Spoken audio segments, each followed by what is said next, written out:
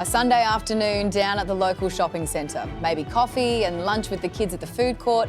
For thousands of Aussie families, it's just a normal weekend. Not normal? Brawling gangs with machetes, terrorising innocent bystanders.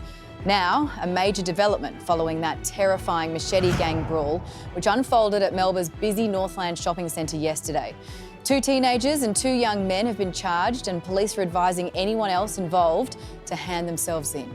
They also praised the bystander who took one armed offender down.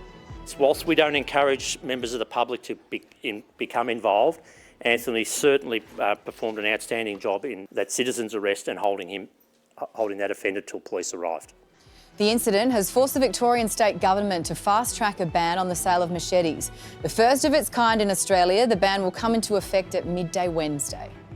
And we're doing this today as quickly as possible because we must never let the places where we gather, the places where families come together to meet, to shop, to enjoy the peace of their weekend, become the places we fear.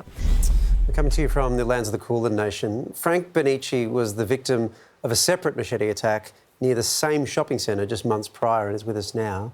Frank, tell us about the attack on you. Hi. Yeah, my partner and I were just walking behind Northland Shopping Centre and copped a whole bunch of homophobic slurs. So we answered back to them. Then they just looked at each other, hooded up and approached us. And yeah, eventually they called out to a whole bunch of other people behind us and they were running towards us. And we thought we're going to get gay bashed in broad daylight. And when I turned to grab my stuff, they wielded a machete and sliced my arm. They sliced your arm? How seriously were you injured? Well, that's a scar there. I don't know if you can see, but yeah.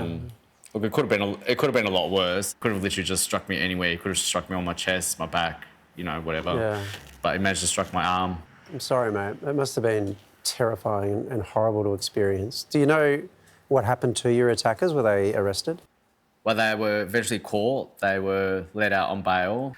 The 14-year-old, he got a $100 fine. That's his punishment. So, which I'm extremely frustrated and angry about. And I don't know how that can happen where someone can just carry weapons, regardless of their age, use them free willingly to complete strangers, and their punishment is a $100 fine. I mean, you can get caught smoking for 3 times that amount, I don't know. It's a joke. It's a slap in the face. Frank, how did this attack change your life? How did it affect you?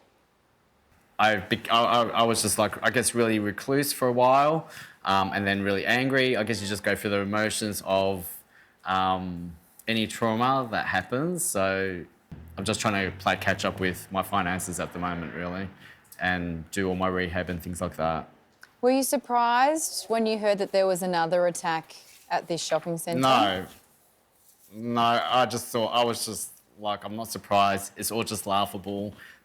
And to hear that they were under 18, they're all teenagers, I'm just well, the government's not going to do anything. They'll just get slapped with more $100 fines and they'll just find someone else to pass their weapons on. I just think it's all just one big joke. I think Victoria's laws is one big massive joke and the victims will remain victims. Frank, the government seems more concerned about the sale of machetes rather than the people possessing them and wandering around the streets and shopping centres with these things tucked in their jackets. Do you think what the Premier announced today is going to make you feel safer? No, because weapons are everywhere. So, when they caught these kids, when they caught these teenagers, they didn't find the weapon that I got assaulted with, but in their homes they found more than 30 weapons and they confiscated them. But that's not going to stop them from getting more. I think Queensland's got it right. Since 1st of December, they put in really hard laws of if you're doing an adult crime, you're going to be doing adult time, basically. And I think that's, I praise Queensland for taking that stance because everyone should be able to walk around freely. Do we have to wait for a minister or a police officer or a justice of the peace or someone to get attacked by these kids for the laws to change and be more stern and serious and stop treating them as kids because they're not kids. They're committing crimes, and if you're committing a crime, you're a criminal. So stop treating them as little babies or little kids, they are criminals. Frank, you've been through something really horrible. Clearly there's a physical recovery as well that you're going through, as well as a psychological one. All the best with all of that, mate, and thanks so much for speaking to us. Thank you so much. Very brave of Frank to speak out. Yeah. And he's got to live and work in that community. This sales ban is a joke and it's not going to work. Jacinta Allan, the Premier, announced it today. Happened from midday Wednesday.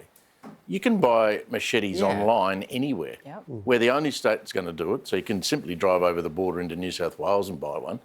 What we need to... Or you don't get a machete, you get something else. Yeah. Yeah, exactly. Correct, a hammer or a saw or whatever. Yeah.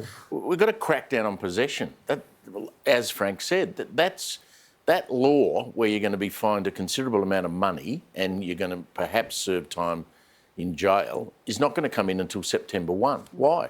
Why does it take until September to change the law that if you're wandering around the streets with a machete in your hand, that you're not more harshly treated? I just don't get that. I don't know what the delay is. In your opinion, should people feel safer with these kind of, I mean, I'll call them a law, but... No, I mean, they're running down the middle of Chapel Street, 100 yards from here.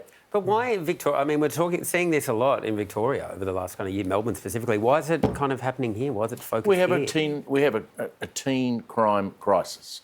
I don't know why it's just Melbourne, but it's worse here. Home invasions, carjackings, and they're arming themselves with machetes. It's not just Melbourne, though. That's the thing. No, it is it's other happening. places. It's happening, yeah.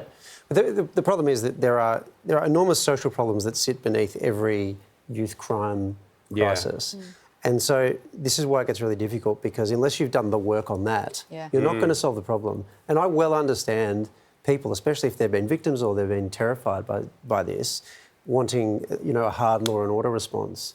But that might make you feel good. It doesn't actually fix the problem long term.